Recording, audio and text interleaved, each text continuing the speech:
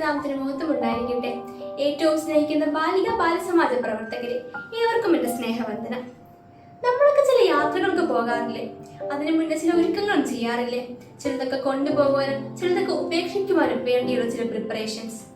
അപ്രകാരം കഴുകനെ കുറിച്ച് ഒരു കഥയുണ്ട്. ഒരു കാലഘട്ടത്തിന് ശേഷം ഉയർന്ന മലയിലേക്ക് അത് പറന്നു പോകും. ആ പാറയിടുക്കിലിരിക്കും.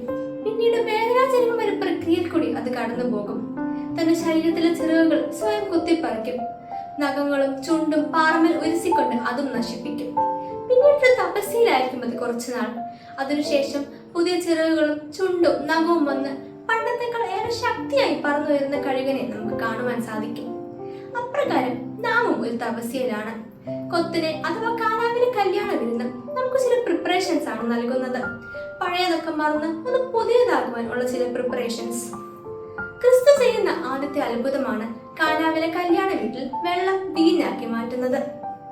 ആ കുടുംബവുമായി അടുപ്പമുള്ള ക്രിസ്തുവും മാതാവും ചാർച്ചക്കാരും അങ്ങോട്ടേക്ക് പോകുന്നു. ആ കുടുംബത്തിനുണ്ടാകുന്ന വലിയൊരു പ്രതിസന്ധി, വലിയൊരു സങ്കടം, പരിഹസിക്കപ്പെടാവുന്ന അപഹാസ്യ പാത്രമായി തീരാവുന്ന ഒരു അവസ്ഥയിൽ നിന്ന് ക്രിസ്തു എത്ര മനോഹരമായാണ് ആ കുടുംബത്തെ കരയേറ്റുന്നത്. കൃപയുടെ സമൃദ്ധിയുടെ ഒരു അവസരത്തിലേക്ക് ആ കുടുംബത്തിനെ മാറ്റുന്നത്. കാനാവിലെ കല്യാണ വീട്ടിൽ ക്രിസ്തു ഒരു മഹത്വമുള്ള കാര്യമാണല്ലോ ചെയ്യുന്നത്. നമ്മുടെ ഭവനങ്ങളിൽ ക്രിസ്തു ഉണ്ടെങ്കിൽ രക്ഷ ഉളവാക്കും എന്നുറപ്പാണ്. ലാസറിന്റെ ഭവനത്തിൽ ക്രിസ്തുവിന്റെ സാന്നിധ്യം അത്ഭുതകരമായിരുന്നു. സക്കായിയുടെ ഭവനത്തിൽ ക്രിസ്തു സാന്നിധ്യം രക്ഷ ഉളവാക്കി. അപ്രകാരം ക്രിസ്തു നമ്മുടെ വീടുകളിൽ ഉണ്ടെങ്കിൽ രക്ഷ ഉണ്ടാകും എന്നുറപ്പാണ്. എത്ര വീട് പോയാലും നമ്മെ ചേർത്ത് പിടിക്കുവാൻ ക്രിസ്തുവിന് സാധ്യമാണ്. ദൈവത്തിന് എന്തും സാധ്യമാണല്ലോ. കാനാവിലെ കല്യാണ വിരുന്ന് നൽകുന്ന മറ്റൊരു കാര്യമാണ് കൽപാത്രങ്ങളെ രൂപാന്തരമുള്ളതാക്കി മാറ്റുന്നത്. ഈ കൽപാത്രം എന്നത് യഹൂദന്മാർ കാലുകൾ കഴുകാൻ വീടിന് പുറത്തു വെച്ചിരിക്കുന്ന ഒരു പാത്രമാണ്. ആ വീട്ടിൽ വീഞ്ഞൊരു ക്ഷാമം ഉണ്ടായിരുന്നപ്പോൾ ക്രിസ്തുവിന്റെ വാക്ക് കേട്ട് ശിഷ്യന്മാർ ആ പാത്രം ഉള്ളിലേക്ക് കൊണ്ടുവരികയും വെള്ളം നിറയ്ക്കുകയും ചെയ്യുന്നു. പിന്നീട് ക്രിസ്തു അത് ആശീർവദിച്ച് വീഞ്ഞു നിറയുന്ന മഹത്വമുള്ള പാത്രമാക്കിയാണ് മാറ്റുന്നത്. പ്രിയമുള്ളവരെ, നാം ചിലപ്പോൾ കൽപാത്രങ്ങൾ പോലെയാണ്.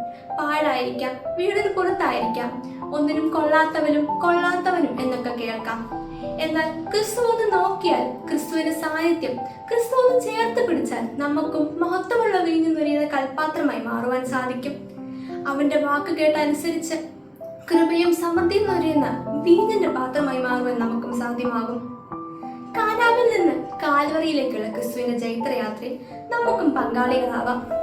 ഉപാധികളില്ലാത്ത ദൈവസ്നേഹത്തെ മാതൃകയാക്കി അപൂർണതയിൽ നിന്ന് പൂർണ്ണതയിലേക്കുള്ള പാത, നമ്മളൊന്ന് വ്യക്തി രൂപാന്തരത്തിനുള്ള ഒരു അവസരം.